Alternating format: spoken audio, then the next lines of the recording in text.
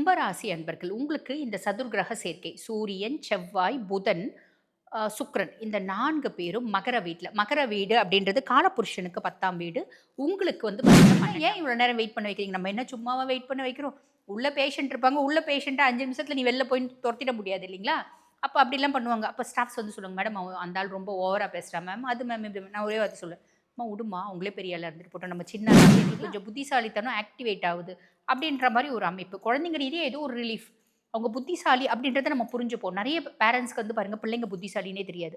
பிள்ளைங்க கேம் ஆடிக்கினே இருக்கும்போது நம்ம என்ன நெனைப்போம், இது எங்க படிக்குது? படிச்சா மட்டும் தான் புத்திசாலி அப்படின்னு நம்ம நெனைப்போம். ஆனா பிள்ளைங்கள உட்காந்து கூர்ந்து கவனிங்களேன். அந்த கேம் ஆடிட்டே இருப்பாங்க. நம்ம என்ன பேசுறோம் இருக்கும்னு நெனைக்கிறேன். பார்க்குறவங்க நம்ம வந்து என்ன பண்ணுவோம், வெளிலேருந்தே எல்லாரையும் நம்புவோம். வெளிலேருந்தே எல்லாரையும் நம்பாதீங்க. நம்ம கூட இருக்கவங்கள உள்ள ஒண்ணு வச்சிருக்காங்க. ஒரு வார்த்தை சொல்லுவாங்க பார்த்தீங்களா, ஒண்ணு நெனைக்கிறது, ஒண்ணு சொல்றது, ஒண்ணு செய்யறது. அந்த மாரி தான் நெறைய பேர் இந்த காலகட்டத்தில பழகுவாங்க. அனலைஸ் பண்ணிக்கோங்க. அவங்க உண்மையா பழகுறாங்க அப்படின்னு சில விஷயங்கள் இன்வெஸ்ட்மென்ட்டோ, கடனோ குடுத்துறாதீங்க.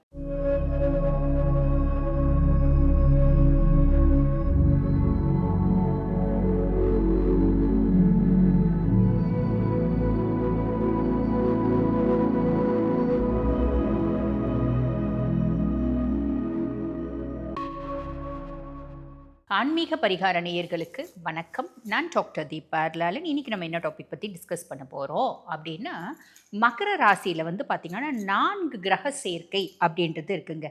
மகர ராசிய பத்தி சொல்லணும் அப்படின்னா, காலபுருஷனுக்கு 10வது ராசி மகரம்.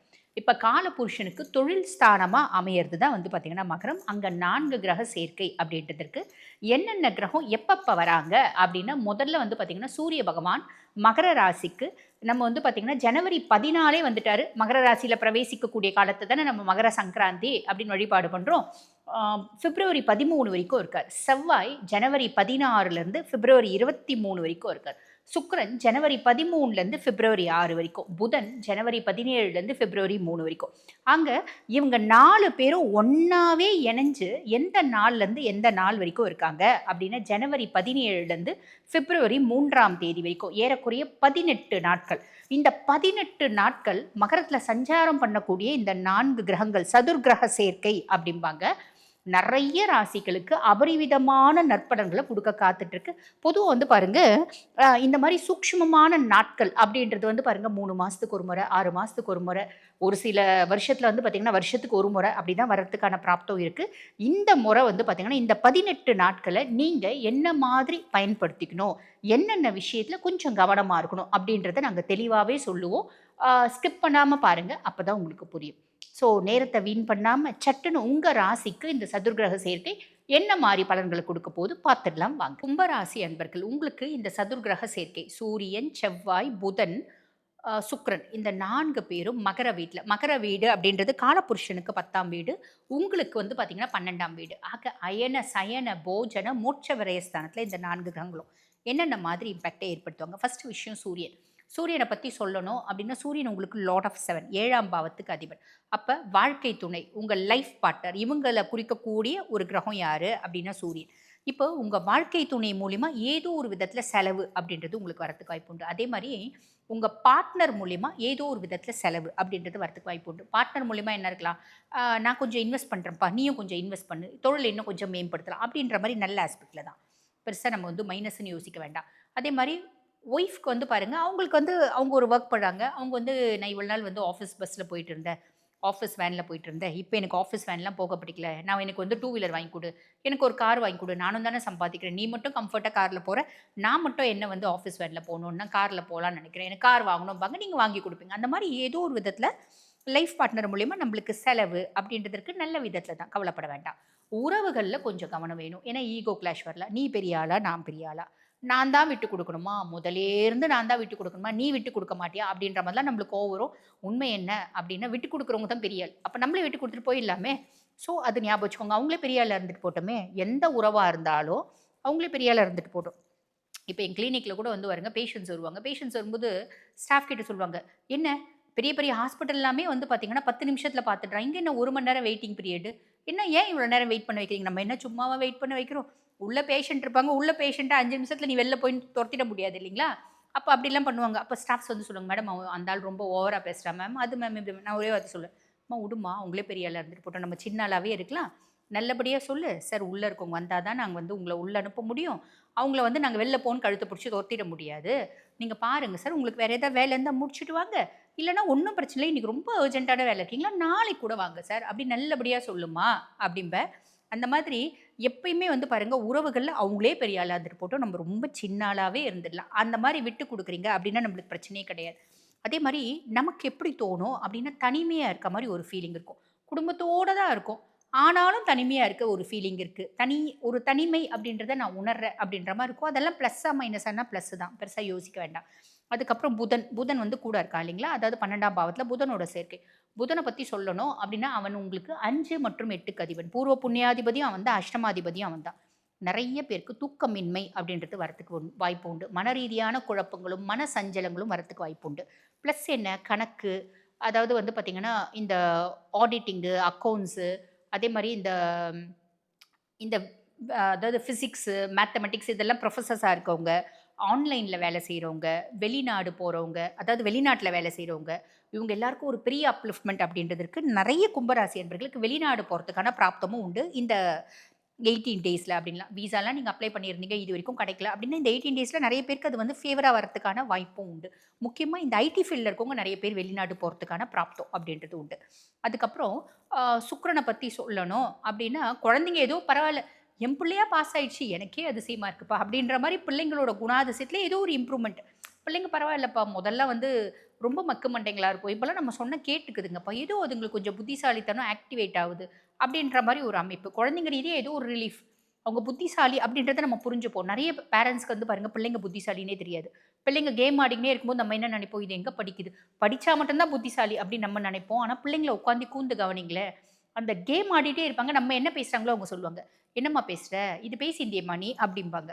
அப்ப குழந்தைங்க கேம் ஆடுது அப்படின்னு நம்ம யோசிக்க முடியாது. கேமும் ஆடுது, நம்ம சொல்றதையும் கவனிக்குதுன்னா, அந்த பிள்ளைக்கு நல்ல புத்திசாலித்தனம் இருக்கு. அத நம்ம புரிஞ்சுக்கணும். அப்ப இந்த காலகட்டத்தில பிள்ளைங்களோட புத்திசாலித்தனம் நமக்கு புரிய வரும் அப்படின்னு சொல்லலாம். அதே மாரி நம்ம படிச்சா தானே புத்திசாலின்னு சொல்லுவோம். அந்த படிக்கிறதும் அவங்க செய்வாங்க. இது ஒரு பிளஸ் அப்படின்னு சொல்லலாம். அதுக்கப்புறம் சுக்கிரன் வந்து பாருங்க 4 மற்றும் 9க்கு அதிபன். சுகஸ்தானத்துக்கும் அவன் தான் அதிபன். பாக்கியஸ்தானத்துக்கும் அவன் தான் அதிபன். அவன் விரயஸ்தானத்தில வந்திருக்கான் அப்படின்போது கும்பராசி அன்பர்கள், நீங்க பெண்களா இருந்தாலும் சரி, ஆண்களா இருந்தாலும் சரி, "அம்மா எனக்கு வந்து ஒரு 10 பட்டு புடவ வேணும்மா." வாங்கிடுவீங்கம்மா. அம்மா எனக்கு வந்து கம்ஃபர்ட்டான ஒரு வெஹிக்கிள் வேணும்மா. வாங்கிடுவீங்கம்மா.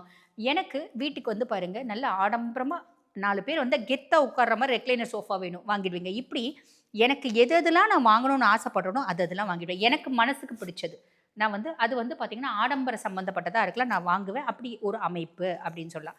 ஏன்னா, சுகம் மற்றும் பாக்கியஸ்தானத்துக்கு அதிபன் 12ஆம் பாவத்தில வந்து உட்கார்றா அப்படின்போது, வெளிநாட்ல போய், அங்க போய் கம்ஃபர்ட்டா வாழறதுக்கான ஒரு வாய்ப்பு நெறைய பேருக்கு உண்டு அப்படின்னு சொல்லலாம்.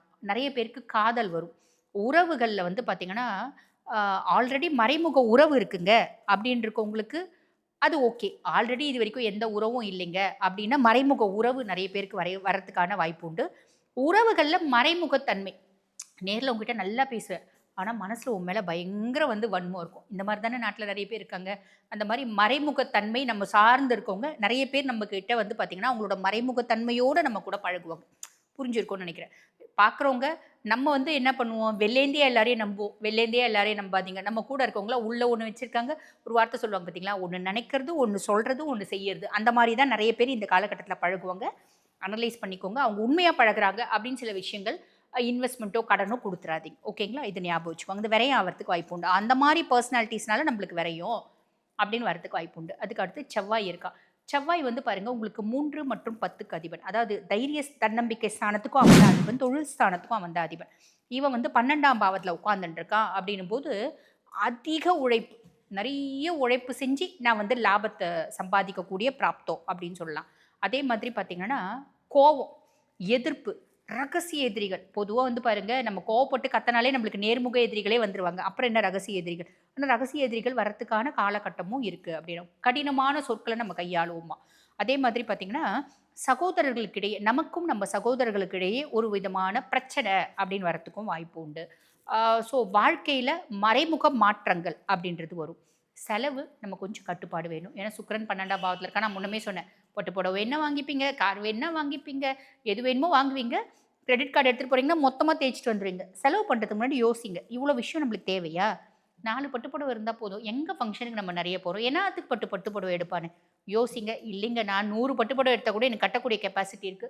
கவலைப்படணுன்ற அவசியம் இல்ல. ஸோ செலவு பண்ணும்போது கொஞ்சம் அனலைஸ் பண்ணி, இது தேவைதானா? இது வந்து நெசசரி எக்ஸ்பென்சஸ் தானா? அப்படின்னு அனலைஸ் பண்ணி செய்றீங்க அப்படின்னா நல்லது. வாழ்த்துக்கள். இப்ப நான் சொன்னது வந்து பாருங்க, உங்க ராசிக்கான ஒரு பொதுவான பலன்கள்.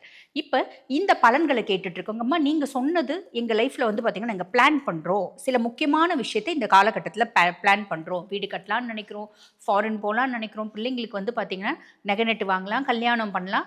2வது திருமணத்துக்கான ஒரு பிராப்தம் இருக்கான்னு தேடுறோம். அதே மாரி டிவோர்ஸ் அப்ளை பண்ணியிருக்கோம், கிடைக்குமான்னு பார்க்குறோம். குழந்தை பிராப்தம் இருக்குமான்னு பார்க்குறோம். நல்ல விஷயமும் இருக்கு. நம்ம வந்து பார்த்தீங்கன்னா, நெகட்டிவான விஷயத்த முடிவுக்கு வருமா அப்படின்னு பார்க்குறதும் இருக்கு இல்லைங்களா? எது வந்து நீங்க தெரிஞ்சுக்கணும் அப்படின்னாலும், உங்க சுய ஜாதகம் பெருசா ஒரு பெரிய இண்டெக்ஸ் அப்படின்னே சொல்லிக்கலாங்க. பெருசா எல்லா பலன்களையும் குடுத்துரும்.